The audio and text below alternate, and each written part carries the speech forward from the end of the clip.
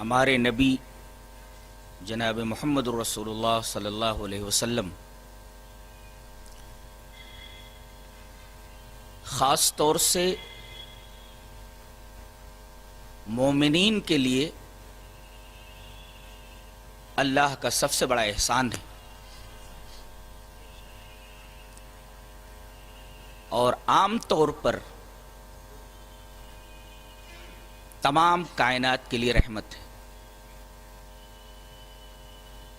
پہلی آیت کریمہ جو میں نے تلاوت کی، اللہ تبارک و تعالی نے مومنین پر نبی کریم صلی اللہ علیہ وسلم کی بعثت پر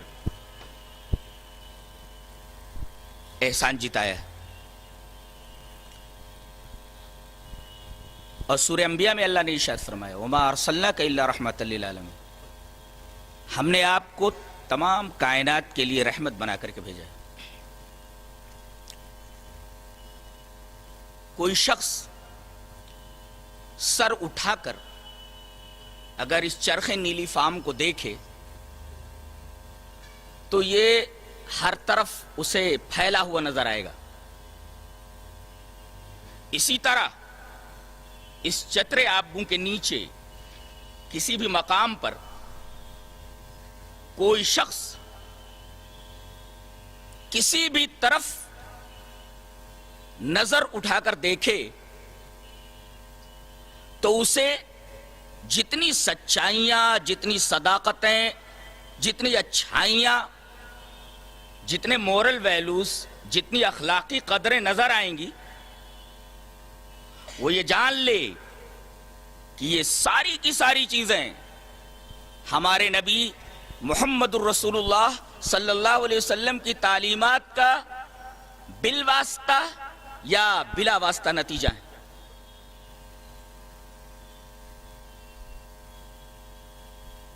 دنیا کے ہر آدمی کی سیرت مطالعے کے لیے ہے، لیکن دنیا کی یہ واحد ہستی ہے ہمارے نبی جناب محمد رسول اللہ صلی اللہ علیہ وسلم کی، کہ آپ کی سیرت صرف مطالعے کے لیے نہیں بلکہ عمل کے لیے ہے۔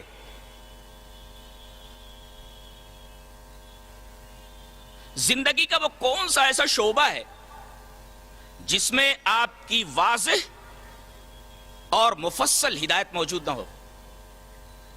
سمجھ میں نہیں آتا کہ میں بات کو شروع کہاں سے کروں۔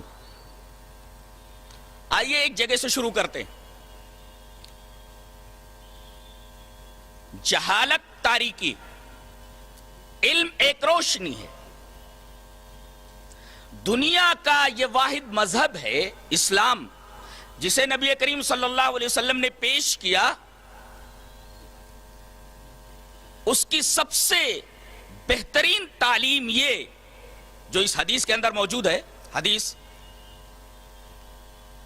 اس طرح وعن عبد اللہ بن مسعود رضی اللہ تعالی عنہ قال قال رسول اللہ صلی اللہ علیہ وسلم طلب العلم فریضۃ علی کل مسلم، رواہ الطبرانی فی المعجم الکبیر۔ حضرت امام طبرانی اس حدیث کو معجم کبیر کے اندر لائے، راوی حضرت عبداللہ بن مسعود ہیں۔ حضرت عبداللہ بن مسعود فرماتے ہیں کہ نبی اکرم صلی اللہ علیہ وسلم نے ارشاد فرمایا کہ علم کا حاصل کرنا ہر مسلمان کے لیے، چاہے وہ مرد ہو یا عورت ہو، سنت اور نفل کا نہیں بلکہ فرض کا درجہ رکھتا ہے۔ یعنی ہر مسلمان کو چاہیے کہ وہ علم سیکھے۔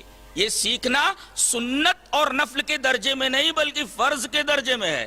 طلب العلم فریضۃ علی کل مسلم، یہ ایک بہت واضح اور بڑی ہی شاندار تعلیم۔ آگے بڑھیں، اخلاقی قدروں کی طرف اگر آئیں تو یہ حدیث دیکھیں۔ حدیث اس طرح وعن ابی امامۃ رضی اللہ تعالی عنہ ان رجلا قال یا رسول اللہ ما حق الوالدین علی ولدہما قال ہما جنتک ونارک، رواہ ابن ماجہ فی کتاب الادب۔ حضرت امام ابن ماجہ اس حدیث پاک کو ایسے کتاب الادب کے اندر لائیں، راوی حضرت ابو امامہ باہلی ہیں۔ حضرت ابو امامہ فرماتے ہیں کہ ایک شخص آیا اور اس نے پوچھا کہ اے اللہ کے رسول، ماں باپ کا اس کے بیٹے کے اوپر کیا حق ہے؟ تو آپ نے فرمایا ہما جنتو کا و نارو کا، میں تجھ سے کہہ رہا ہوں کہ تیرے ماں باپ تیری جنت بھی ہے اور تیری جہنم بھی ہے. یعنی اگر ان کی فرما برداری کرے گا تو جنت میں جائے گا, نافرمانی کرے گا تو جہنم میں جائے گا. ایک واضح اور بڑی جاندار تعلیم ہے. یورپین سماج جسے اپنی تہذیب کے اوپر بڑا ناز ہے, بڑا غرہ ہے, باپ کو تو اولڈ ڈاگ بولتے ہیں, ماں کو پتہ نہیں کیا بولتے. نبی کریم صلی اللہ علیہ وسلم نے ماں باپ کے بارے میں اس طریقے کی تعلیم ارشاد فرمائی ہے. آگے بڑھیں تو آپ دیکھیں کہ بیٹیاں جنہیں آج بھی مہذب طبقہ جو اپنے آپ کو مہذب کہتا ہے, بیٹیوں کو پیدائش سے پہلے ہی شکم مادر ہی میں مارنے کی کوشش کرتا ہے, مار دیتا ہے. نبی کریم صلی اللہ علیہ وسلم نے ہمیں اس سلسلے میں کیا تعلیم دی, آئیے وہ حدیث دیکھتے ہیں. حدیث اس طرح, وان انس بن مالک رضی اللہ تعالی عنہ قال قال رسول اللہ صلی اللہ علیہ وسلم من آل جاریتین حتى تبلغ جاء يوم القيامة انا وهو وضم اصابعه رواہ مسلم فی کتاب البر والصلة والآداب. حضرت امام مسلم اس حدیث پاک کو ایسے کتاب البر کے اندر لائے. حضرت انس بن مالک اس روایت کے راوی ہیں, وہ فرماتے ہیں کہ نبی اکرم صلی اللہ علیہ وسلم نے ارشاد فرمایا کہ دو بیٹیوں کی پرورش کرنے والا اگر ان کی پرورش کرتا ہے یہاں تک کہ وہ جوان ہو جائیں, بالغ ہو جائیں, ان کے ساتھ حسن سلوک کرتا ہے, تو وہ اور میں دونوں قیامت میں اس طرح آئیں گے. اور آپ نے اپنی انگلیوں کو ملا کر بتایا. یعنی لڑکیوں کے بارے میں, ماں باپ کے بارے میں وہ تعلیم دی گئی, لڑکیوں کے بارے میں اس طریقے کی تعلیم دی گئی. عورتیں جنہیں دنیا کا ہر قانون, دنیا کا ہر سماج اسلام سے پہلے ایک استعمال کی جانے والی شے سمجھتا تھا کہ استعمال کرو اور استعمال کر کے اسے پھینک دو. بعض سماجوں کے اندر, بعض ملکوں کے اندر تو بیویوں کو بیچنے کا بھی رواج تھا. جب تک استعمال کرنا ہو استعمال کرنا ہو, ورنہ بیچ دو. پھر وہ دوسرے کو بیچ دیتا تھا, پھر وہ تیسرے کو بیچ دیتا تھا. بچوں تک کو بیویوں کے ساتھ بیچ دیا کرتے تھے. اور ایران کے اندر تو یہ عورت سانجے کی ہانڈی تھی, وہ صرف شوہر کی ملکیت نہیں سمجھی جاتی تھی بلکہ ہر ایک آدمی کی ملکیت سمجھی جاتی تھی. اللہ تبارک و تعالیٰ نے اپنے رسول کے ذریعے عورت کو یہ مقام عطا فرمایا. دیکھیے کتنے اعلیٰ درجے کی سچائی ہے اور کتنے اعلیٰ درجے کی قدر ہے. حضرت عبداللہ ابن عمر رضی اللہ تعالیٰ عنہ سے روایت مروی ہے جسے حضرت امام ابن ماجہ کتاب النکاح کے اندر روایت اس طرح, وان عبداللہ ابن عمر رضی اللہ تعالیٰ عنہ قال قال رسول اللہ صلی اللہ علیہ وسلم خیارکم خیارکم لنسائہم رواہ ابن ماجہ فی کتاب النکاح. حضرت عبداللہ ابن عمر فرماتے ہیں کہ نبی اکرم صلی اللہ علیہ وسلم نے ارشاد فرمایا کہ تم میں سب سے بہتر وہ ہیں جو اپنی بیویوں کے لیے اچھے ہیں, اپنی بیویوں کے لیے سب سے بہتر ہے. اور عورت کو وہ مقام دیا کہ ان کے ساتھ زور زبردستی کرنا, ان کو مارنا, ان کو کسی طریقے کی تکلیف پہنچانا تو دور کی بات ہے, ان کے اوپر بری نظر ڈالنا بھی منع کر دیا گیا. یوں فرمایا گیا, حدیث اس طرح, وان ابن بریدہ ان ابیہ قال قال رسول اللہ صلی اللہ علیہ وسلم لعلی یا علی لا تتبع النظرة النظرة فإن لك الأولى وليست لك الآخرة رواہ ابو داؤد فی کتاب النکاح. حضرت امام ابی داؤد اس حدیث پاک کو ایسے کتاب النکاح کے اندر لائے. حضرت ابن بریدہ اپنے باپ سے روایت کرتے ہیں, وہ کہتے ہیں کہ نبی اکرم صلی اللہ علیہ وسلم نے اپنے داماد حضرت علی رضی اللہ تعالیٰ عنہ سے کہا کہ اے علی, کسی پرائی عورت کو ایک نگاہ ڈالنے کے بعد دوسری نگاہ سے مت دیکھ, دوسری نگاہ مت ڈال, اس لیے کہ پہلی تو معاف ہے دوسری معاف نہیں ہے, پہلی تیری ہے دوسری تیری نہیں ہے. دیکھیے یہ اعلیٰ قدر ہے عورتوں کے تعلق سے. ماں باپ کو وہ درجہ دیا, بیٹیوں کو وہ درجہ دیا, عورت کو وہ درجہ دیا. اور اس حدیث پاک میں تو تقدس کی انتہا کر دی گئی ہے کہ اس کے اوپر بری نظر نہ ڈالی جائے. ایک نظر پڑ گئی تو دوسری نظر اس کے اوپر نہ ڈالی جائے. اللہ, سماج کا ایک انتہائی کمزور طبقہ یتیموں کا طبقہ ہے عورتوں کے بعد. ان کا حق مار لیا جاتا تھا، ظلمن ان کا مال کھا لیا جاتا تھا. اللہ تبارک و تعالیٰ کو ڈانٹ پلانی پڑی. اللہ تبارک و تعالیٰ ڈانٹ پلائی، ان الذین یاکلون اموال الیتامی ظلما انما یاکلون فی بطونہم نارا. جو لوگ یتیموں کا مال ناجائز طریقے سے کھا جاتے ہیں، در حقیقت وہ اپنے پیٹ میں جہنم کی آگ بھر رہے ہیں. اللہ تبارک و تعالیٰ نے ڈانٹ پلائی ایسے لوگوں کو. نبی اکرم صلی اللہ علیہ وسلم جو خاص طور سے مومنین کے لیے احسان اور کائنات کے لیے عمومی طور پر رحمت للعالمین، کائنات کے لیے رحمت، آپ نے یتیموں کے بارے میں یہ اعلان کیا، یہ ارشاد فرمایا. حدیث اس طرح وان انس بن مالک رضی اللہ تعالی عنہ قال قال رسول اللہ صلی اللہ علیہ وسلم، ابو ہریرہ سے یہ روایت ہے، ان ابی ہریرہ رضی اللہ تعالی عنہ قال قال رسول اللہ صلی اللہ علیہ وسلم کافل الیتیم له او لغیرہ انا وهو كهاتین فی الجنة واشار مالک بالسبابۃ والوسطى. رواہ مسلم فی کتاب الزہد والرقائق. حضرت امام مسلم رحمہ اللہ اس حدیث پاک کو ایسے کتاب الزہد والرقائق کے اندر لائے. راوی حضرت ابو ہریرہ ہے. حضرت ابو ہریرہ فرماتے ہیں کہ نبی اکرم صلی اللہ علیہ وسلم نے ارشاد فرمایا کہ اپنا یتیم یعنی خاندان کا یتیم یا اس کے خاندان کا یتیم نہ ہو، کوئی بھی یتیم ہو، اپنے خاندان سے اس کا تعلق ہو یا آپ کے خاندان سے اس کا تعلق نہ ہو، وہ کسی دوسرے خاندان سے تعلق رکھتا ہو، کافل الیتیم لہو او لغیرہ، کسی بھی یتیم کی کفالت کرنے والا، چاہے وہ آپ کے خاندان کا ہو یا آپ کے خاندان کا نہ ہو، قیامت کے دن وہ اور میں اس طرح ہوں گے. اور آپ نے اپنی انگلیوں کو ملا کر بتایا، اور حضرت مالک نے سبابہ اور استا کے اشارے کے ذریعے نبی کریم صلی اللہ علیہ وسلم کے اس عمل کو دہرایا کہ نبی کریم صلی اللہ علیہ وسلم نے اس طریقے سے اشارہ فرمایا، اپنی سبابہ کو اور استا کو یوں ملایا اور فرمایا اس طریقے سے وہ جنت کے اندر ہوں گے. انا وہو کہاتین فی الجنہ. یہ ایک اعلیٰ درجے کی قدر ہے جو یتیموں کی دیکھ بھال اور ان کی نگرانی اور ان کی کفالت کے اوپر زور دیتی ہے. مزدور ہمیشہ مالک اور مزدور کی، آقا اور غلام کی، سیٹ کی اور مزدور کی آپس میں چلتی رہتی ہے. کبھی کبھی تو کمپنیوں کے اندر ہڑتال کر دیا جاتا ہے. ایسا کیوں؟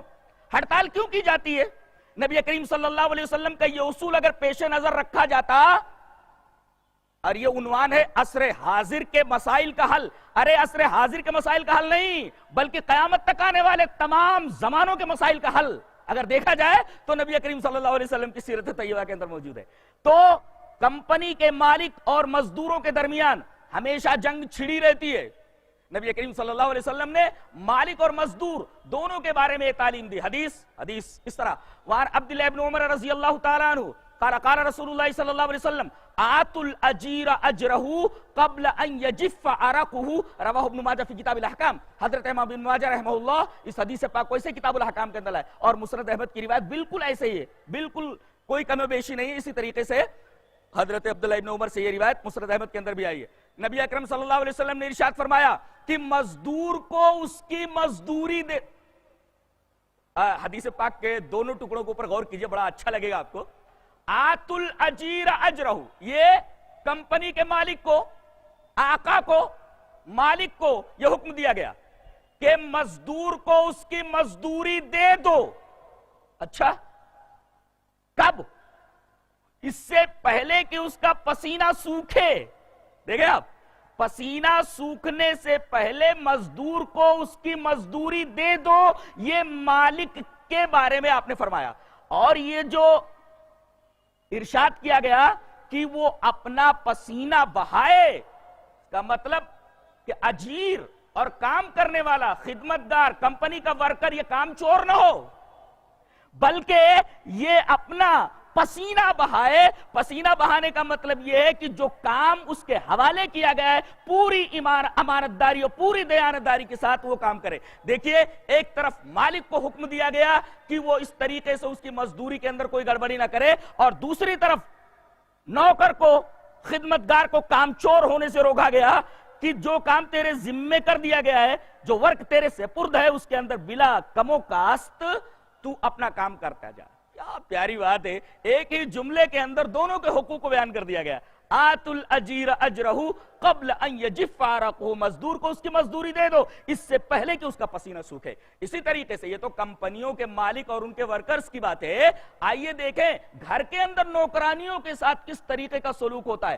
آج کسی گھر کے اندر کوئی نوکرانی ہوتی ہے تو اس کے ساتھ کتنا برا سلوک کیا جاتا ہے، حد درجہ اس سے کام لینے کی کوشش کی جاتی ہے، اور تنخواہ کے نام پر سد رمق اسے دے دیا جاتا ہے جس سے وہ بیچاری زندہ رہ سکے۔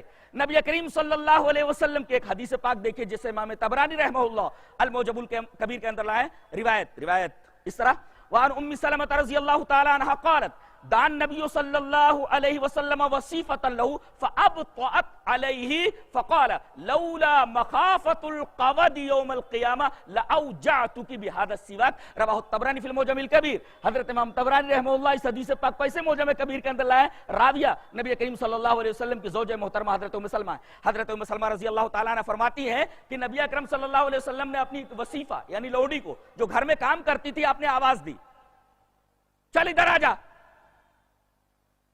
مجھے کوئی کام ہے، ادھر آ جا۔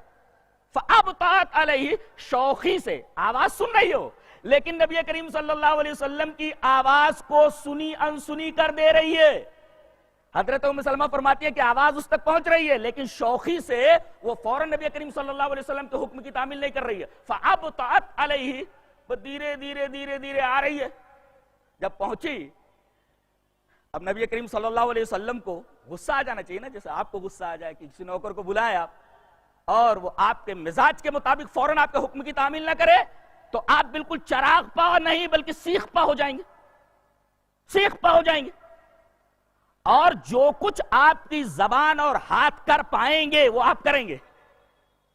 یہ لڑکی، یہ لونڈی نبی کریم صلی اللہ علیہ وسلم کی آواز کو سن رہی ہے، شوخی سے فوراً حکم کی تعمیل نہیں کر رہی ہے، آئی دھیرے دھیرے، فابطأت علیہ، دھیرے دھیرے آئی۔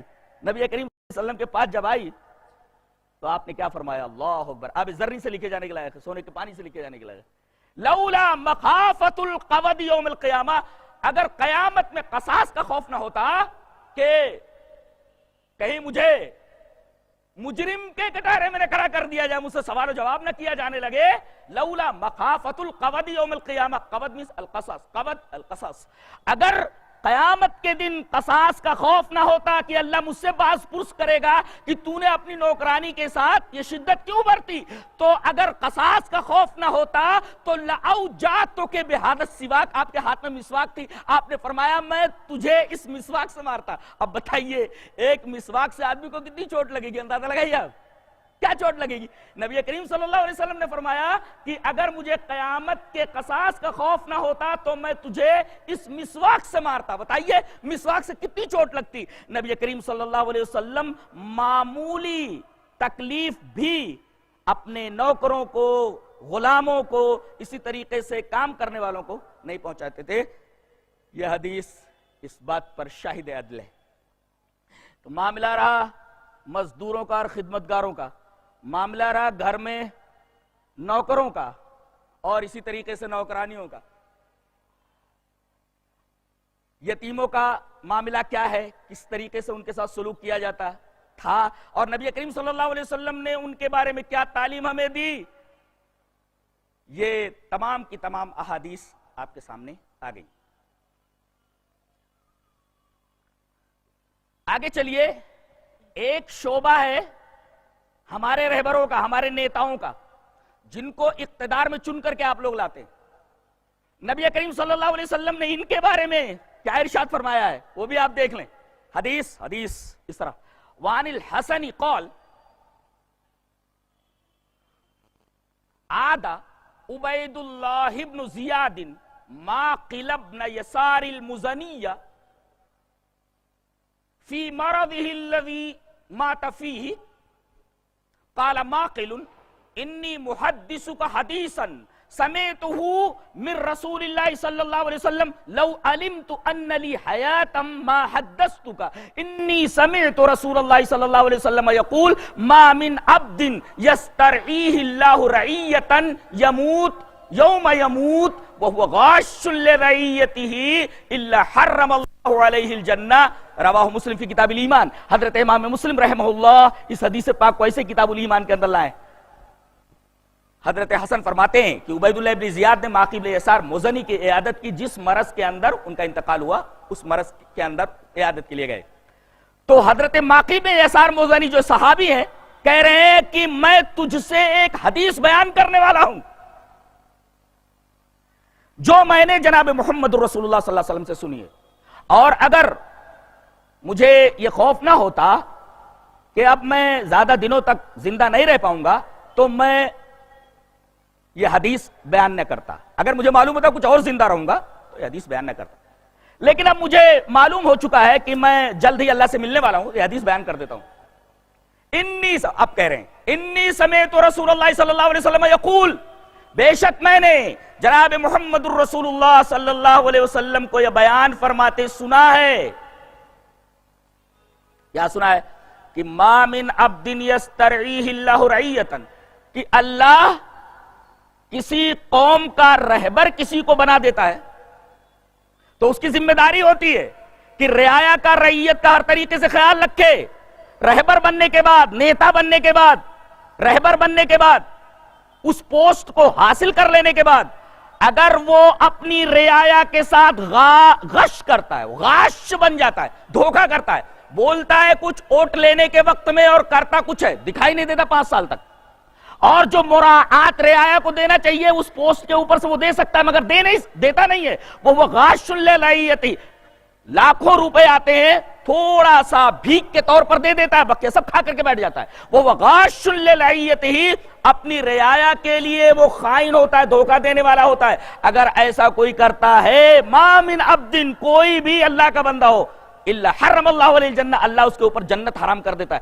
اللہ اکبر، یہ چیز تو کافروں کے لیے ہے، شرک کرنے والوں کے لیے، کہ ان کے لیے جنت حرام کر دی گئی، لیکن یہ اتنا برا فعل ہے کہ اللہ تبارک و تعالیٰ کسی کو کوئی پوسٹ عطا فرمائے اور اس پوسٹ کے نیچے جتنے لوگ ہیں ان کا خیال نہ کرے، خیانت کرے، خیانت کا ارتکاب کرے، تو اللہ تبارک و تعالیٰ اس کے اوپر جنت کو حرام کر دیتا ہے۔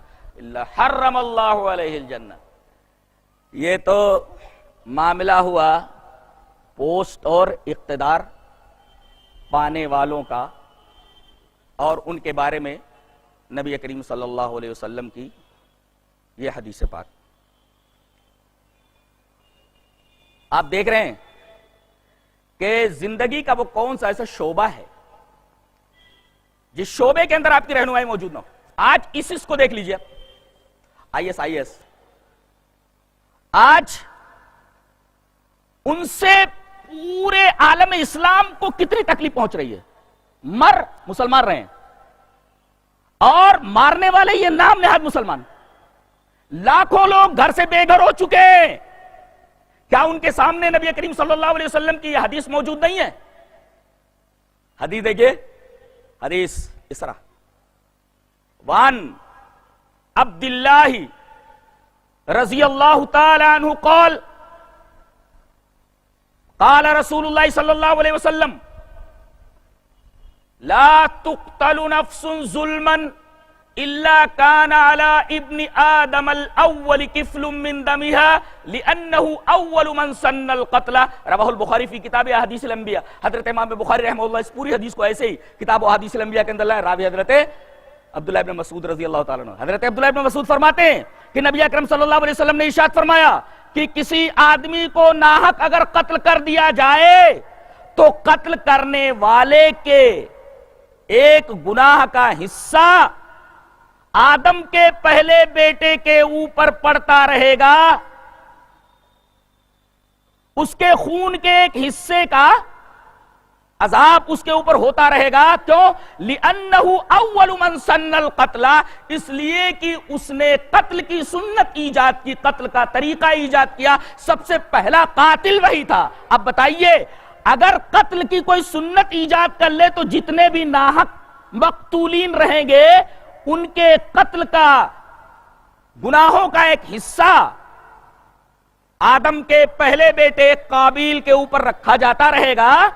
یہ ظلمن قتل کی قباحت اور شناعت کو واضح کرتا ہے اور بتلاتا ہے، اور قرآن حکیم میں تو کہہ دیا گیا من اجل ذلك كتبنا على بني اسرائيل انه من قتل نفسا بغير نفس او فساد في الارض فكانما قتل الناس جميعا، ایک آدمی کا ناحق قتل پوری انسانیت کا قتل ہے۔ احترام جان کا جو تصور اسلام میں پایا جاتا ہے، کسی بھی مذہب کے اندر احترام جان کا وہ تصور نہیں پایا جاتا کہ ایک آدمی کا ناحق قتل پوری انسانیت کا قتل ہو۔ تو ہم کیسے کہہ سکتے ہیں کہ ISIS کا یہ فعل یہ جائز ہو سکتا ہے؟ اس لیے کہ ان کا یہ فعل تو اس حدیث پاک اور آیت کریمہ کے بالکل خلاف ہے۔ یہ کون لوگ ہیں سمجھ میں نہیں آ رہا ہے، یہ کون لوگ ہیں جو ایسا کر رہے ہیں اور اسلام کے نام پر کر رہے ہیں؟ اچھا، وہ ABP کوئی نیوز چینل ہے، اس کے اندر کچھ علماء کو، کچھ ملا لوگوں کو بلا کر کے اور کچھ دوسرے لوگوں کو، ہر فرقے کے لوگوں کو بلا کر کے کچھ سوالات و جوابات کیے گئے۔ اس میں ایک شخص نے بڑا عجیب و غریب سوال کیا۔ میں غور سے وہ چینل دیکھتا رہا، سوال و جواب دیکھتا رہا، لیکن میں نے یہ دیکھا کہ کوئی اس سوال کا جواب دینے کے لیے آگے نہیں بڑھ رہا ہے۔ شاید سوال کرنے والی جو لڑکی ہے وہ جواب صحیح سے لینا نہیں چاہ رہی ہے، دنیا تک پہنچانا نہیں چاہ رہی ہے، یا جو وہاں لوگ موجود ہیں اس سوال کا جواب ان کے ذہن میں نہیں ہے کہ قرآن و حدیث سے اس کا جواب دے سکیں۔ اس نے یہ پوچھا کہ یہ جو ISIS ہیں یہ لوگ خلافت کے لیے لڑ رہے ہیں، اچھا تو خلافت اسلام کا حصہ ہے یا نہیں ہے؟ دیکھو بات کو کیسا گھما کر بیان کیا گیا ہے، یعنی خلافت اسلام کا حصہ ہے یا نہیں ہے؟ اگر خلافت اسلام کا حصہ ہے تو ان کی یہ کوشش جو خلافت کے لیے ہو رہی ہے وہ اسلام کی کوشش ہے، اور اسلام اس طریقے کی تعلیم دے رہا ہے۔ افسوس کہ اس سوال کا جواب وہاں موجود کوئی ملا، کوئی مولوی دینے کے لیے آگے نہیں بڑھا۔ مجھے بڑی حیرت ہوئی، کاش وہ قرآن کی آیت پڑھتے کہ ہمیشہ استخلاف فی الارض کی نسبت اللہ نے اپنی طرف کی ہے، انسان کی طرف نہیں کی ہے۔ اللہ نے فرمایا وعد اللہ الذین آمنوا منکم وعملوا الصالحات لیستخلفنہم فی الارض، اللہ کا یہ وعدہ ہے تم سے کہ اگر تم ایمان لاؤ گے اور اچھے عمل کرو گے تو اللہ ایسے لوگوں کو، ان کو استخلاف فی الارض عطا کرے گا۔ دیکھیے لیستخلفن میں جو ہوا کی ضمیر ہے وہ راجع ہے اللہ کی طرف، یعنی استخلاف فی الارض کی نسبت اللہ نے اپنی طرف کی ہے۔ اور اس آیت کریمہ کے اندر یہ بتایا گیا کہ خلافت موعود ہے، مقصود نہیں ہے، یہ اللہ کا انعام ہے۔ میں ایک مثال سے سمجھاتا ہوں۔ بچے اسکول میں پڑھنے کے لیے جاتے ہیں، پہلی کلاس، دوسری، تیسری، چوتھی، پانچویں کلاسز میں کچھ سبجیکٹس ہوتے ہیں۔ اب بتائیے بچہ ان سبجیکٹس کو اس لیے پڑھتا ہے تاکہ اس سبجیکٹ کے تعلق سے نالج حاصل کرے، اسی مقصد کے تحت آپ لوگ بھیجتے ہیں نا بچوں کو، اور بچہ اسی لیے جاتا ہے۔ فزکس اگر سبجیکٹ ہے، فزکس کے اندر مہارت حاصل کرنے کی کوشش کرتا ہے، میتھ اگر سبجیکٹ ہے تو میتھ کے اندر مہارت حاصل کرنے کی کوشش کرتا ہے، لینگویج ہے تو لینگویج کے اندر مہارت حاصل کرنے کی کوشش کرتا ہے۔ تو اس کا پورا ٹارگٹ جو یہ ہوتا ہے وہ یہ کہ سبجیکٹ کے اوپر مہارت حاصل کرے۔ اب اگر وہ مہارت حاصل کر لیتا ہے اور اسکول والے اگر کچھ انعام دے دیتے ہیں تو بتائیے اس سبجیکٹ سے، اس کلاس سے اس انعام کا کیا تعلق ہے؟ اللہ تبارک و تعالی نے خلافت کو موعود کہا ہے کہ یہ میرا انعام ہے، میں چاہوں تو دے دوں۔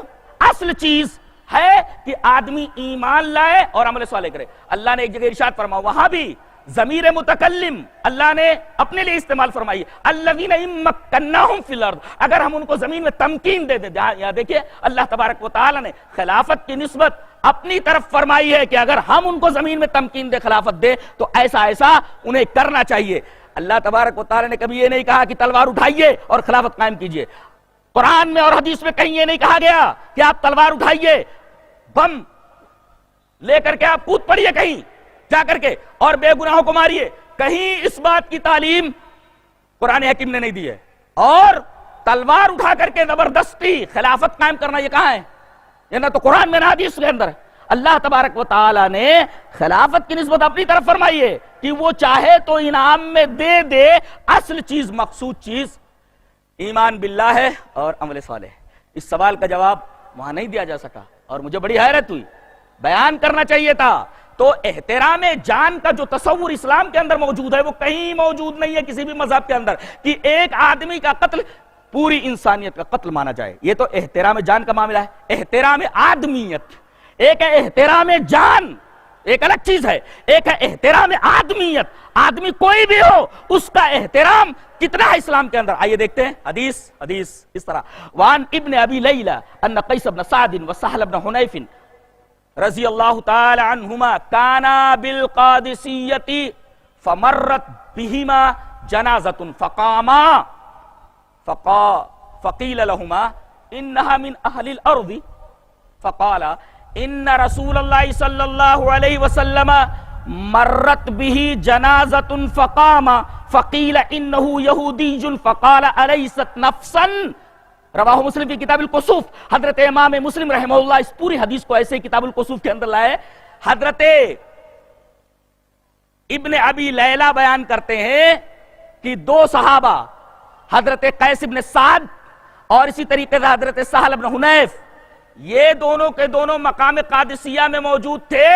اچانک ایک جنازہ ادھر سے گزرا، وہ یہودی کا جنازہ تھا، کسی کافر کا جنازہ تھا، اور یہ دونوں کھڑے ہو گئے جنازے کو دیکھ کر کے. تو لوگوں نے ان سے کہا ارے وہ تو یہاں کے رہنے والے لوگ ہیں، کافر لوگ، انہا من اہل الارض، ادھر ہی گئے، وہ آپ کیوں کھڑے ہو گئے؟ ان دونوں نے حدیث بیان کی. ہم کھڑے کیوں ہوئے؟ دونوں نے کہا ان رسول اللہ صلی اللہ علیہ وسلم مرت بھی جنازۃ، نبی کریم صلی اللہ علیہ وسلم بیٹھے ہوئے، ایک جنازہ گزرا، آپ کھڑے ہو گئے. فقیل لہو، فقیل آپ سے کہا گیا ارے اللہ کے رسول، اے اللہ کے رسول آپ کھڑے ہو گئے اس جنازے کو دیکھ کر کے، یہ تو ایک یہودی کا جنازہ ہے، انہو یہودی.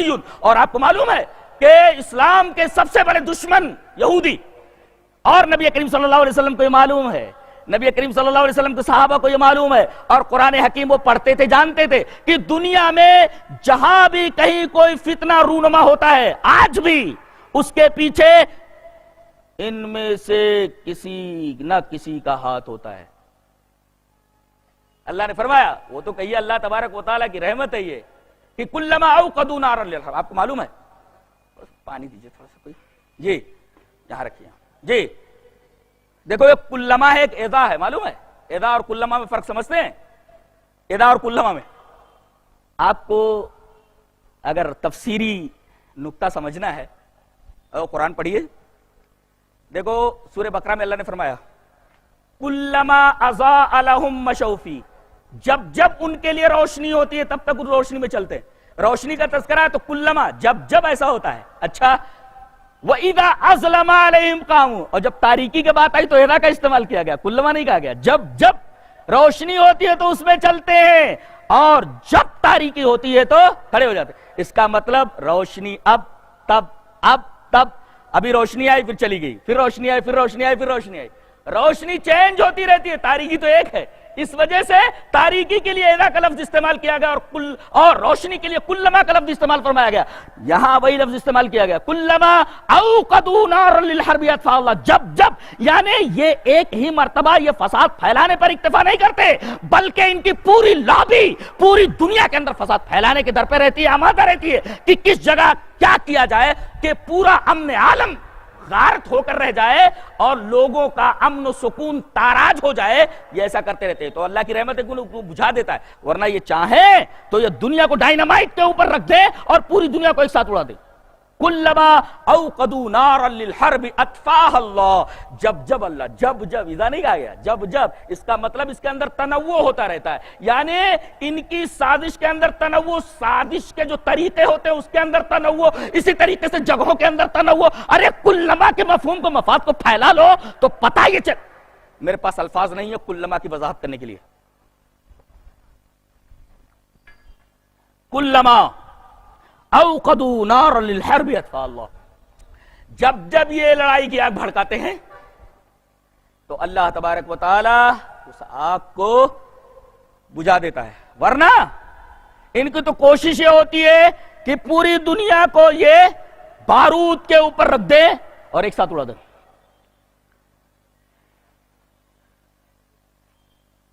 نبی کریم صلی اللہ علیہ وسلم کے پاس سے وہ جنازہ گزرا، آپ کھڑے ہو گئے. لوگوں نے کہا کہ اللہ کے رسول یہ یہودی کا جنازہ ہے، اسلام کے دشمنوں میں جو صف اول ہیں ان لوگوں میں سے ایک فرد کا یہ جنازہ ہے. اور آپ کھڑے ہو گئے، آپ نے فرمایا الیست نفسن، کیا یہ جان نہیں ہے کیا یہ آدمی نہیں ہے؟ آپ دیکھ رہے ہیں جان کا احترام ایسا کہ ایک جان پوری کائنات کے جانوں کے برابر. ایک من قتل نفسا بغیر نفس او فساد فی الارض فکانما قتل الناس جميعا، ایک انسان کا ناحق قتل، ایک جان کو ناحق ضائع کرنا پوری انسانیت کی جانوں کو ضائع کرنا ہے. اور احترام آدمیت دیکھیے کہ نبی کریم صلی اللہ علیہ وسلم اپنے کٹر دشمنوں کے جنازے کو دیکھ کر کے آپ کھڑے ہو جاتے ہیں. یہ احترام آدمیت ہے. نبی کریم صلی اللہ علیہ وسلم نے احترام جان کی اہمیت بھی بتائی اور اسی طریقے سے احترام آدمیت بھی بتایا. میں کہتا ہوں کہ نبی کریم صلی اللہ علیہ وسلم نے یہ جو دو باتیں ارشاد فرمائی ہیں، میرا خیال یہ ہے کہ کسی مذہب کے اندر اتنی فراخ دلی اور اتنی کشادہ دلی کے ساتھ ان اصولوں کو پیش نہیں کیا گیا ہے کہ اپنے مخالفین کے ساتھ اس طریقے کے اور کٹر دشمنوں کے ساتھ اس طریقے کا سلوک ہو.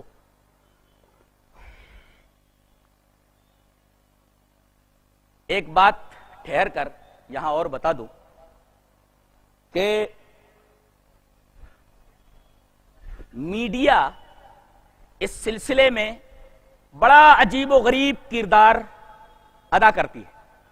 میڈیا کو بھی سمجھایا گیا، دیکھو ان حدیثوں کی طرف لوگوں کے خیالات اور لوگوں کی فکر نہیں جاتی ہے. میں چاہتا ہوں اس حدیث کو آپ کے سامنے بیان کر دوں. میڈیا سے متعلق ایک حدیث کہ ان کو کیسے رہنا چاہیے، ان کو کیسے رہنا چاہیے. آئیے وہ حدیث پڑھ لیتے ہیں. حدیث اس طرح وعن ابی ہریرہ رضی اللہ تعالی عنہ قال قال رسول اللہ صلی اللہ علیہ وسلم سیاتی علی الناس سنوات خداعات یصدق فیہا الکاذب ویکذب فیہا الصادق ویؤتمن فیہا الخائن ویخون فیہا الامین وینطق فیہا الرویبضۃ قیل وما الرویبضۃ قال الرجل التافہ فی امر العامہ رواہ ابن ماجہ فی کتاب الفتن. حضرت امام ابن ماجہ رحمہ اللہ اس پوری حدیث کو ایسی کتاب الفتن کے اندر لائے ہیں ابن ماجہ شریف میں. اب سنو اس حدیث کو میڈیا سے متعلق کر لیجئے. حضرت ابو ہریرہ فرماتے ہیں کہ نبی اکرم صلی اللہ علیہ وسلم نے ارشاد فرمایا کہ ان قریب تمہارے اوپر، لوگوں کے اوپر دھوکہ دینے والے مکر و فریب سے بھرے سال آنے والے ہیں. مکر و فریب سے بھرے سال آنے والے ہیں. اور مکر و فریب کی کیفیت کیا ہوگی، دھوکے کی کیفیت کیا ہوگی، کس طریقے سے دھوکہ دیا جائے گا، لوگوں کے افکار کو، لوگوں کے اذہان کو، لوگوں کے جذبات کو کس طریقے سے دھوکے میں مبتلا کیا جائے گا. خداعات کا لفظ بھی بڑا عجیب و غریب ہے. یہ خداع جو ہے یہ خادے کا اس میں مبالغہ ہے. یوں کہا جا سکتا تھا سنوات خادعات، بات بن جاتی تھی، لیکن نہیں، مبالغے کا صیغہ استعمال کیا گیا. سیاتی علی الناس سنوات خداعات بروزن غفار بروزن فعال، اس طرح لایا گیا. بہت زیادہ مکر و فریب پھیلانے والے کہ اس سے متاثر ہو جائیں لوگوں کے افکار، اس سے متاثر ہو جائیں لوگوں کے اذہان، ان سے متاثر ہو جائیں لوگوں کے قلوب، ان سے متاثر ہو جائیں لوگوں کے جذبات، سے متاثر ہو جائیں لوگوں کی عقلیں. بہت زیادہ دھوکہ دینے والے سال، بہت زیادہ مکر و فریب دینے والے سال آنے والے. کیسا ہو جائے گا؟ یصدق فیہا الکاذب، سچ جو رہے گا سچ کو جھوٹ بنا کر دکھائیں گے. جی ایسا ترجمہ کر لیں صاحب. اور جھوٹ کو سچ بنا کر کے دکھایا جائے گا.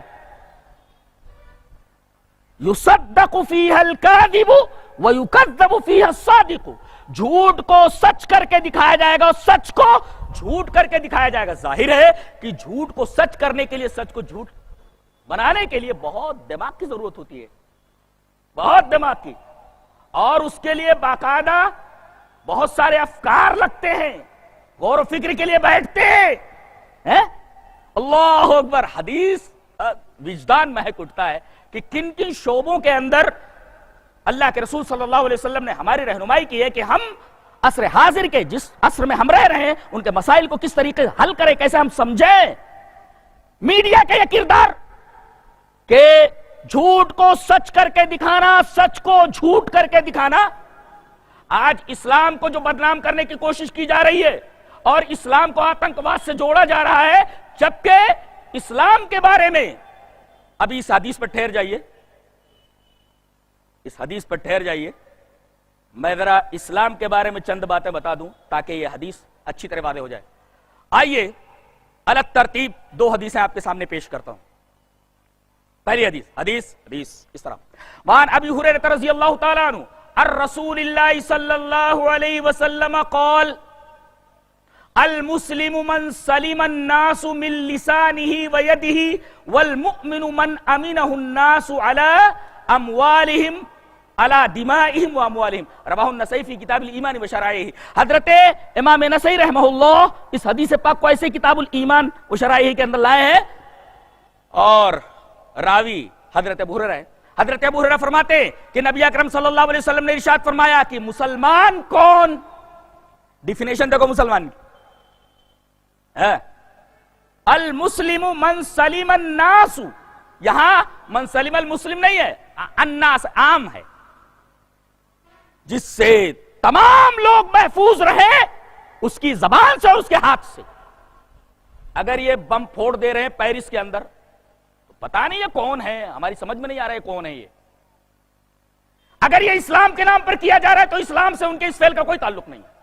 میں صاف کہہ دیتا ہوں اور اس فعل کی میں پرزور مذمت کرتا ہوں. مارے جانے والے سب بے گناہ ہیں. جی میں یہ کہتا ہوں کہ اسلام سے ان چیزوں کا کیا تعلق ہے؟ المسلم من سلم الناس من لسانہ ویدہ، آدمی کے ہاتھ اور زبان سے تمام لوگ محفوظ رہے. اور مومن وہ ہے، کہتے ہیں ہم مومن ہیں، ہم ایمان والے. والمؤمن، مومن کی ڈیفینیشن یہ کی گئی والمؤمن من امنہ الناس علی دمائہم واموالہم، اور مومن وہ ہے جس سے لوگوں کا خون محفوظ رہے اور ان کے مال محفوظ رہے. لاکھوں لوگ سیریا سے، لاکھوں لوگ بغداد سے، لاکھوں لوگ آس پاس کے علاقوں سے بھاگ بھاگ کر کے، کھانے کو نہیں ہے، بچوں کے لیے دودھ نہیں ہے، صحیح طریقے سے ان کی خبریں ہم تک پہنچ نہیں پا رہی ہیں کہ کس طریقے سے دودھ سے محروم بچے تڑپ تڑپ کر مر رہے ہیں.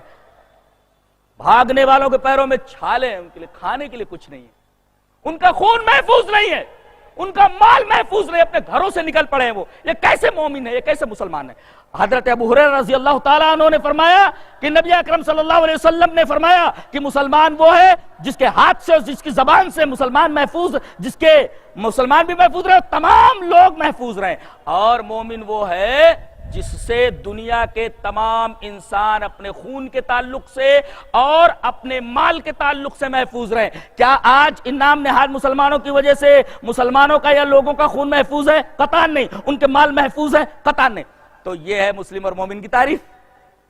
اچھا اب جی چاہتا ہے کہتے ہیں کہ تشدد بالفاظ دیگر اس کو ہم دہشت گردی لے لیں یا اسی طریقے سے ہم آتنکواد کہہ لیں. نبی کریم صلی اللہ علیہ وسلم کہتے ہیں کہ اہنسا کا پاٹ گاندھی جی نے پڑھایا. میں یہ کہتا ہوں نا کہ جیسے اس چترے آبگوں کے نیچے جس طرف بھی آپ نگاہ ڈالیں کوئی بھی اچھی چیز نظر آئے گی تو در حقیقت تو نبی کریم صلی اللہ علیہ وسلم کی تعلیمات کا کوئی نہ کوئی عکس ہوگی. نبی کریم صلی اللہ علیہ وسلم نے آج سے 1400 سال پہلے، 1500 سال پہلے اسی وقت ارشاد فرما دیا تھا کہ تشدد کی کوئی گنجائش اسلام میں نہیں. دلیل یہ حدیث پاک. وان عائشہ زوج النبی صلی اللہ علیہ وسلم ان رسول اللہ صلی اللہ علیہ وسلم قال یا عائشہ ان اللہ رفیق یحب الرفق ویعطی علی الرفق ما لا یعطی علی العنف وما لا یعطی علی ما سواہ. رواہ مسلم فی کتاب البر والصلۃ والآداب. حضرت امام مسلم رحمہ اللہ اس پوری حدیث کو ایسے کتاب البر والصلۃ والآداب کے اندر لائے.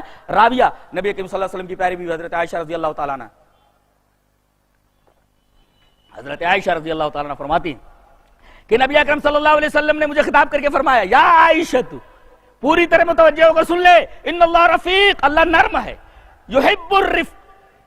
نرم کا مطلب یہ نہیں کہ اللہ تبارک و تعالیٰ انفعال سے موصوف ہے، انفعال سے متصف ہے.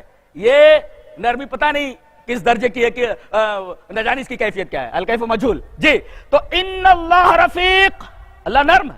یحب الرفق، اور نرمی سے محبت کرتا ہے، نرمی کو پسند کرتا ہے. اب دیکھیں نرمی کے مقابلے میں تشدد آیا. وَيُوتِي عَلَى الْعُنْفِ مَا لَا وَيُوتِي عَلَى الرِّفْقِ مَا لَا يُوتِي عَلَى الْعُنْفِ، اور نرمی پر ایسی چیزیں دیتا ہے جو تشدد کے اوپر نہیں دیتا. وَمَا لَا يُوتِي عَلَى مَا سِوَا، اور نرمی کے علاوہ کوئی بھی رویہ آپ اختیار کریں ان پر ایسی چیزیں نہیں دیتا جو اللہ نرمی کے اوپر دیتا ہے. اب دیکھیے حضرت عائشہ رضی اللہ تعالی عنہا سے مروی یہ روایت ہمیں یہ بتا رہی ہے کہ اللہ کے رسول صلی اللہ علیہ وسلم نے ہمیں نرمی اختیار کرنے کے لیے کہا ہے کہ ہم زندگی کے تمام معاملات کے اندر نرمی اختیار کریں. ہم کبھی بھی تشدد کی طرف نہ جائیں، ہنسا کی طرف نہ جائیں، اس لیے کہ عنف کا، تشدد کا، دہشت گردی کا اور سختی کا اسلام میں کوئی بھی جگہ نہیں ہے، اور اسلام میں اس کی کوئی گنجائش نہیں. اب آپ نے دیکھ لیا مومن کس کو بولتے ہیں، مسلم کس کو بولتے ہیں، اور حضرت عائشہ سے مروی یہ روایت تشدد اور دہشت گردی کی کس طریقے سے تردید کرتی ہے کہ نبی اکرم صلی اللہ علیہ وسلم نے تشدد سے دور رہنے کے لیے کہا. ہر جگہ آپ نے نرمی اختیار کرنے کے لیے کہا کہ نرمی سے وہ چیز حاصل ہو جاتی ہے جو تشدد سے حاصل نہیں ہوتی. اچھا ایک بات یہ کہی گئی کہ بھائی ایک چیز ہے دہشت گردی سے کس طرح نمٹا جائے. سوال ہو رہا ہے کوئی جواب نہیں دے پا رہا ہے. دہشت گردی سے کس طرح نمٹا جائے کوئی جواب نہیں دے پا رہا. اے بی پی میں دیکھ رہا ہوں، ارے اللہ کے بندو حدیث پڑھتے ہو کہ نہیں پڑھتے ہو، قرآن پڑھتے ہو، پھر ٹوپیاں لگا لیے اور پتہ نہیں کس کس طریقے سے جوابات الٹے پلٹے دیتے. ایک تو مسئلہ یہ ہے کہ بھائی دہشت گردی جب وجود میں آ جائے تو کیا کیا جائے. حدیث نے بتایا کہ کیا کیا جائے، اور پھر کون سا ایسا کام کیا جائے کہ سرے سے آتنکواد پیدا ہی نہ ہو. یہ دونوں دو چیزیں ہیں، تو دونوں کام کیجئے نا. اب آئیے پڑھ لیتے ہیں کہ دہشت گردی اگر وجود میں آ جائے تو کیا کیا جائے. دلیل یہ حدیث پاک. وان انس رضی اللہ تعالی عنہ قال قال رسول اللہ صلی اللہ علیہ وسلم انصر اخاک ظالما او مظلوما قالوا یا رسول اللہ هذا ننصره مظلوما فكيف ننصره ظالما قال تأخذ فوق يديه رواہ مسلم فی کتاب المظالم. حضرت امام بخاری رحمہ اللہ اس حدیث پاک کو کتاب المظالم کے اندر ایسے ہی لائے. راوی حضرت انس ابن مالک رضی اللہ تعالیٰ. حضرت انس بہت پیاری حدیث ہے. حضرت انس ابن مالک فرماتے ہیں کہ رسول اللہ صلی اللہ علیہ وسلم نے ارشاد فرمایا کہ تم میں سے ہر ایک کو چاہیے، ہر ایک اپنے ظالم بھائی کی بھی مدد کرے اور اپنے مظلوم بھائی کی بھی مدد کرے. صحابہ کرام نے پوچھا کہ اللہ کے رسول یہ بات تو سمجھ میں آئی کہ مظلوم کی کس طرح مدد کی جائے. ارے بھائی اس کو کچھ نقصان ہو گیا، چلو اس کی بھرپائی کرنے کے لیے کوشش کرتے ہیں. کئی کوئی زخم وخم ہو گیا، چلو ایڈمٹ کر دیتے ہیں، پیسہ نہیں ہے پیسہ دے دیتے ہیں. ہذا ننصرہ مظلوما، یہ تو بات معلوم ہوئی کہ ہم مظلوم کی مدد کیسے کریں. فکیف ننصرہ ظالما، یہ بات سمجھ میں نہیں ہے کہ ظالم کی مدد کیسے کریں. مظلوم کی نصرت تو سمجھ میں آتی ہے مگر ظالم کی نصرت سمجھ میں نہیں آتی ہے. اللہ کے رسول صلی اللہ علیہ وسلم نے ارشاد فرمایا ظالم کی نصرت یہ ہے کہ تاخذ فوق ید، اس کا ہاتھ پکڑ لیا جائے. اب ظاہر ہے کہ آتنکواد سے نمٹنے کے لیے قوت کا استعمال ہو، پاور کا استعمال کیا جائے، روک دیا جائے، قطع نہیں ہونا چاہیے. ایسا تاخذ فوق ید یہ تشدد سے، دہشت گردی سے نمٹنے کا طریقہ اس حدیث پاک میں بتایا گیا. اچھا کون سا ایسا طریقہ اختیار کریں کہ سرے سے دہشت گردی پیدا ہی نہ ہو. آئیے وہ حدیث دیکھتے ہیں. حدیث اس طرح. وعن ابی ہریرہ رضی اللہ تعالی عنہ قال قال رسول اللہ صلی اللہ علیہ وسلم الا ادلکم علی مکارم الاخلاق فی الدنیا والآخرہ قالوا بلى یا رسول اللہ قال صل من قطعک واعط من حرمک واعف عمن ظلمک. رواہ البیہقی فی شعب الایمان. حضرت امام بیہقی رحمہ اللہ اس حدیث پاک کو ایسے ہی شعب الایمان کے اندر لائے. راوی حضرت ابو ہریرہ ہے. حضرت ابو ہریرہ رضی اللہ تعالیٰ عنہ فرماتے ہیں کہ نبی اکرم صلی اللہ علیہ وسلم نے ہم لوگوں سے کہا کیا میں تمہیں بتا نہ دوں کہ اخلاق کریمانہ کیا ہوتے ہیں، مکارم اخلاق کس کو کہتے ہیں وہ میں بتا دیتا ہوں. تو ہم کو اپنے اخلاق پیش کر. یہاں ٹھہر کر اس حدیث پر میں ایک واقعہ آپ کو سنا دوں، بہت پیارا واقعہ لے کر جاؤ. حضرت سید سلیمان ندوی اور رویندرناتھ ٹیگور یہ دونوں ایک گاڑی میں سفر کر رہے ہیں. رویندرناتھ ٹیگور گیتانجلی پڑھی ہے آپ نے؟ ان کی گیتانجلی میں نے انگریزی میں پڑھی ہے اور اس کا جو اردو میں ٹرانسلیشن ہے، نثر بھی پڑھی ہے اور منصور بھی پڑھا ہے، منظوم بھی پڑھا ہے، دونوں پڑھا ہے، اور اوریجنل کتاب بھی میں نے پڑھی گیتانجلی. جی تو یہ حضرت سید سلیمان ندوی اور رویندرناتھ ٹیگور دونوں ایک ٹرین سے جا رہے ہیں. ایک اسٹیشن پر گاڑی رکی، ایک آدمی جلدی جلدی آیا، السلام علیکم حضرت ایک سوال کرنا ہے، اچھا پوچھو. کہا کہ پہلے اس سے پہلے خاص طور سے خیر القرون میں اسلام کے بڑھنے کی جو رفتار تھی وہ رفتار کیوں نہیں دکھائی دے رہی؟ ٹھپ پڑ گئی ہے. اسلام کی اشاعت کا جو معاملہ تھا وہ ٹھپ پڑ گیا ہے. پہلے جس رفتار سے اسلام بڑھ رہا تھا یہ اسلام کے بڑھنے اور اس کی اشاعت کا جو معاملہ ہے یہ ٹھپ کیسے پڑ گیا؟ جی ٹھپ کیسے پڑا؟ سید سلیمان ندوی نے رابندر ناتھ ٹیگور کی طرف اشارہ کرتے ہوئے کہا کہ جناب آپ اس سوال کا جواب مرحمت فرمائیں، آپ اس سوال کا جواب دیں کہ اسلام کے بڑھنے کی رفتار جو پہلے تھی اب اس کا معاملہ بڑھنے کا جو ٹھپ ہوا ہے اس کی وجہ کیا ہے؟ رابندر ناتھ ٹیگور نے ایسا جملہ کہا جو دریا میں کوزے کے بند کرنے کے مرادف ہے. انہوں نے کہا کہ پہلے اسلام کو سمجھنے کے لیے ہمیں کتب خانوں کا رخ نہیں کرنا پڑتا تھا، اب اسلام کو جاننے کے لیے لوگوں کو کتابیں پڑھنے کی ضرورت پڑ رہی ہے اور کتب خانوں کا رخ کرنا پڑ رہا ہے. بہت ہی دردناک تبصرہ ہے اور ہم لوگوں کے لیے عبرت ہے کہ ایک غیر مسلم مفکر یہ کہہ رہا ہے کہ اسلام کے ٹھپ پڑنے، اسلام کے بڑھنے اور اس کی رفتار کے رک جانے اور ٹھپ پڑنے کا جو ریزن ہے، جو سبب ہے وہ یہ ہے کہ پہلے مسلمانوں کو دیکھ کر کے لوگ ایمان لاتے تھے، اب مسلمانوں کے اندر وہ اعلی صفات ہے ہی نہیں، اخلاق سے بالکل گئے گزرے، بالکل کورے ہیں، بالکل کورے ہیں.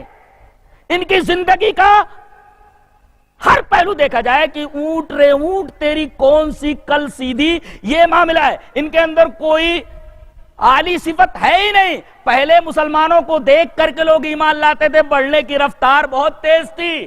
ہر آدمی تو کتب خانے میں نہیں جا سکتا، ہر آدمی تو کتاب کی اسلام کی اسٹڈی نہیں کر سکتا، کتب خانوں میں نہیں جا سکتا. مسلمانوں کو دیکھ کر کے، ان کے اعلی صفات کو دیکھ کر کے لوگ اسلام لے آیا کرتے تھے. اب کتب خانوں میں جا کر کے اسلام کو پڑھنا پڑ رہا ہے. ہم لوگوں نے غیر مسلموں کو مجبور کر دیا ہے کہ وہ لوگ کتب خانوں میں جا کر کے اسلام کو پڑھیں. اب نہ جانے ایک اسلام کو پڑھ رہا ہے اور دوسرا اس کے ذہن میں دوسری باتیں جو اسلام کے مخالف ہے وہ گھسا دے رہا ہے. اب اس طریقے سے پڑھنے والا کنفیوز ہو جا رہا ہے اسلام کے تعلق سے، اس لیے کہ ماننے والوں کو دیکھ رہا ہے کہ وہ کس طریقے کے لوگ ہیں. بہت ہی پیارا جواب ہے، آب ذری سے لکھے جانے کے لائق. اللہ اکبر. اب آئیے اس حدیث پاک کے اوپر آپ نے فرمایا الا ادلکم علی مکارم الاخلاق فی الدنیا والآخرہ، اخلاق کریمانہ نہ بتا دوں کہ جہاں تم رہ رہے ہو، سل من قطعک جو تمہیں کاٹے اس سے جڑو، وآت من حرمک جو تمہیں محروم کرے اسے دو، واعف عمن ظلمک اگر کوئی تم پر ظلم کر رہا تو معاف کر دو. یہ رہو درمیان میں لوگوں کے، ان تین چیزوں کو اوپر عمل کرو، دہشت گردی نہیں ہوگی. جی سل من قطعک وآت من حرمک واعف عمن ظلمک، یہ تین باتیں ہیں، تینوں کے اوپر عمل کر لو، دہشت گردی ختم ہو جاتی. اس لیے تمام فرقے کے لوگوں کو، تمام مذہب کے لوگوں کو یہ تعلیم دی گئی ہے کہ ایسا برتاؤ اگر کرے، اور خاص طور سے مسلمان، تو ان کے اوپر دہشت گردی کا لیبل نہ لگے، اسلام ان کی وجہ سے بدنام نہ ہو، وغیرہ وغیرہ. اب آئیے اس حدیث پاک کی طرف کہ بہت سارے دھوکہ دینے والے، بہت زیادہ مکر و فریب دینے والے سال آئیں گے. سچ کو جھوٹا، جھوٹے کو سچ بنا کر دکھایا جائے گا. جو امانت دار رہیں گے ان کو خائن ثابت کیا جائے گا، جو خائن ہوں گے ان کو امین ثابت کیا جائے گا. یہ معاملہ ہو جائے گا. اللہ اکبر. میڈیا کا یہی تو کام ہے. اب اس میں دو باتیں کہیں گی، میڈیا کو ایسا نہیں ہونا چاہیے، اگر میڈیا ایسا کر رہی تو غلط ہے، دونوں باتیں ہو گئی نا. اور آخر میں یہ بتایا گیا، یہ فرمایا گیا کہ معاملہ ایسا ہوگا کہ ینطق فیہا رویبضہ، رویبضہ لوگوں کے معاملے میں بات کرے گا. بولے قیل من رویبضہ، رویبضہ کسے کہتے ہیں؟ نبی کریم صلی اللہ علیہ وسلم نے رویبضہ کی تعریف فرمائی. رویبضہ کس کو بولتے ہیں؟ الرجل التافہ فی امر العامہ، ینطق الرجل التافہ فی امر العامہ، کہ لوگوں کے معاملے میں ایک رجل تافہ گفتگو کرے گا. شیخ ارشد بشیر المدنی، الحمدللہ ہم لوگ جڑے رہتے ہیں، بات چیت چلتی رہتی ہے، علمی گفتگو مالیگاؤں سے یہاں سے بھی کہیں پہنچتے ہیں، ہم لوگ لگے رہتے ہیں الحمدللہ. حضرت سے میں نے پوچھا کہ شیخ اس سلسلے میں رویبضہ کے تعلق سے آپ کچھ ارشاد فرمائیں. شیخ نے بہت پیاری بات کہی صالح الفوزان کے حوالے سے. انہوں نے کہا کہ شیخ ارشد بشیر المدنی حفظہ اللہ نے کہا کہ الرویبدہ کی جو تفسیر کی ہے شیخ صالح الفوزان نے کہا کہ جو راسخ فی العلم نہیں ہے that is called رویبدہ الرجل التافہ. بیکار قسم کا بھامٹا ہمارے یہاں بولتے ہیں اس کو بھامٹا جی. تو یہ بھامٹا آدمی الرجل التافہ رزیل بیکار راسخ فی العلم جو نہیں ہوگا وہ لوگوں کے معاملات میں بات کرے گا. اب ظاہر ہے علم ہے ہی نہیں, رسوخ فی العلم ہے ہی نہیں, بات کرے گا تو گڑبڑ بات کرے گا, معاملہ سلجھنے کے بجائے الجھ جائے گا. کتنی پیاری بات کہی گئی ہے. ایسے ہی میڈیا کے اوپر بیٹھے ہوئے لوگ ہیں جو جان بوجھ کر کے اس طریقے سے روئے بے پورے کے پورے بیٹھے ہوئے ہیں. اللہ ان کے اوپر رحم کرے. جی الرجل التافہ فی امر العامہ, میں نے دیکھا مناظر دیکھے میں نے جی. تو یہ میڈیا کے حوالے سے یہ بات کہی گئی. نبی اکرم صلی اللہ علیہ وسلم نے زندگی کے تمام شعبوں میں ہماری رہنمائی کر دی ہے. ہمارا سیاسی معاملہ. اچھا ایک بات اور آپ دیکھیں کہ یہ نبی کریم صلی اللہ علیہ وسلم کا ہی کارنامہ ہے کہ مخلوق پرستی کے بجائے آپ نے خدا پرستی کا علم بلند فرمایا کہ عبادت ہونی چاہیے تو صرف اللہ کی. لوگ توہمات میں پھنسے ہوئے تھے. آج بھی کتنے لوگ ہیں بلی راستہ کاٹ جائے کیا ہوتا ہے, وہ کوے ماموں وہ بول رہے ہیں مڈیر کے اوپر تو اب کوئی مہمان آنے والا ہے فلاں صاحب ایسے. میں کہتا ہوں بلی اگر راستہ کاٹ جائے تو کچھ انہونی ہو جاتی ہے, کتا راستہ کاٹ جائے تو کیا ہوتا ہے؟ وہ میری سمجھ میں نہیں. ارے بھائی بلی کو ادھر سے ادھر جانا ہے, وہ ادھر سے ادھر ہی جائے گی, اوپر سے تھوڑی جائے گی, کود کر کے جائے گی, ہوا میں اڑ کر کے تھوڑی جائے گی. وہ بلی کو جانا ہی اس طرف سے اس طرف جانا ہے. اب بلی راستہ کاٹ کے کھڑے اللہ. اور یہ ساری باتیں میں جو حدیث پڑھنے جا رہا ہوں ساری باتیں موجود. آئیے وہ حدیث پہلے پڑھ لیتے. پہلے یہ بتا دیں کہ ایک بڑا تمام قصور کا مسلمانوں کے سامنے یہ رہا ہے کہ ان کے اندر یہ چار باتیں موجود رہی ہیں. آئیے وہ حدیث پڑھ لیتے پہلے. حدیث اس طرح وان ابی مالک الاشعری رضی اللہ تعالی عنہ ان رسول اللہ صلی اللہ علیہ وسلم قال اربع من الجاہلیت لا یترکن عن ابی مالک الاشعری رضی اللہ تعالی عنہ ان رسول اللہ صلی اللہ علیہ وسلم قال اربع من الجاہلیت لا یترکن الفخر فی الاحساب والطعن فی الانساب والاستسقاء بالنجوم والنائحة اذا لم تتب قبل موتها تقام يوم القیامة وعلیہ سربال من قطران اور درع من جرب. رواہ احمد فی مسند. حضرت امام احمد بن حنبل رحمہ اللہ اس حدیث پاک کو ایسے ہی مسند احمد کے اندر لائے. راوی حضرت ابو مالک اشعری. حضرت ابو مالک اشعری فرماتے ہیں کہ نبی اکرم صلی اللہ علیہ وسلم نے ارشاد فرمایا کہ چار جاہلیت کی باتیں میری امت نہیں چھوڑے گی. یہ جاہلی امور ہے. پہلی چیز الفخر فی الاحساب. ہمارے باپ دادا ایسے تھے ویسے تھے ڈبل پیسے تھے, یہ تھے. ہم ہیں تم ہو.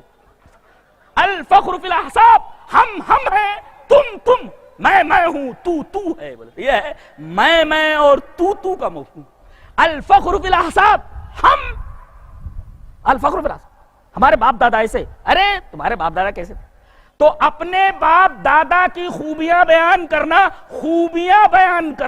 that is called الفخر فی الاحساب. اچھا والطعن فی الانساب, یہ جلاحہ ہے, یہ انصاری ہے, یہ خان ہے.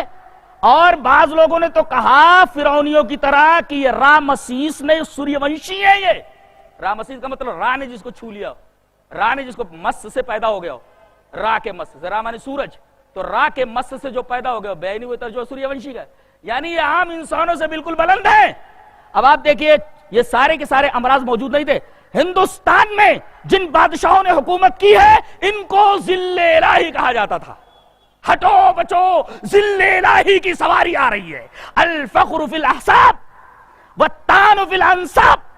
ہم بادشاہ کے خاندان کے ہیں, اور انساب کا مطلب دوسرے کے نسب کے اندر کیڑے نکالنا. یہ فلاں ہے, یہ فلاں خاندان کا, یہ فلاں, یہ اس سے نیچا ہے, یہ اس سے اونچا ہے. یہ ساری چیزیں بیان کرتے ہیں. اچھا اور یہ وجہ آپ دیکھیں گے, آپ تاریخ اٹھا کر دیکھیں گے. ہم چلتے ہیں بنو امیہ کی طرف. بنو امیہ کی 50 سالہ حکومت ختم ہوئی. کن لوگوں نے ختم کیا؟ علویوں نے اور عباسیوں نے مل کر کے. ہم پڑھے, ہم علی کے خاندان کے, ہم نبی کے خاندان کے, ہم ہیں عباسی. دونوں نے مل کر کے ایرانیوں کی مدد سے بنو امیہ کے تختوں کو تاراج کر کے پھینک دیا. 50 سالہ حکومت اس طرح نظر ہو گئی الفخر فی الاصحاب الطعن فی الانساب کی وجہ سے. اچھا یہ تاریخ کا ایک دردناک ورق ہے, ایک کالا ورق ہے, بلیک پیج ہے, وہ جو پڑھنے جیسا نہیں ہے جی. تو 50 سالہ حکومت بنو امیہ کی علویوں اور عباسیوں نے مل کر ختم کر دیا ایرانیوں کی مدد سے. اب یہ برسر اقتدار آگے کون؟ عباسی. علویوں نے دیکھا ہم علی کے خاندان کے, عباسی آگے. اب انہوں نے کیا کیا؟ بغاوت کرنے کی کوشش کی. ان کی بغاوت کو تشدد کے ذریعے ختم کر دیا گیا, پورے کے پورے علوی تباہ کر دیے گئے. اس طرح عباسیوں نے علویوں کو کچل کر کے رکھ دیا. اور عجیب بات تو یہ ہے کہ ایرانیوں کی مدد سے, جن ایرانیوں کی مدد سے یہ لوگ برسر اقتدار آئے تھے, انہی ایرانیوں نے ان کی اینٹ سے اینٹ بجا دی اور عباسی خلیفہ کو اتار پھینکا. اور بغداد کو دیکھیے, توسی اور القمی, یہ دونوں کی خرافات کا نتیجہ ہے کہ بغداد کے اوپر چڑھائے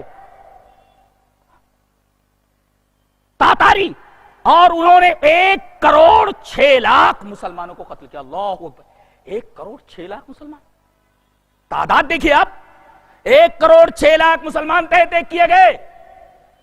اور آگے چلیے, اسپین کے اندر 800 سال حکومت رہی ہے, جانتے ہیں اس کے سقوط کی وجہ؟ یہ بربر اور عرب.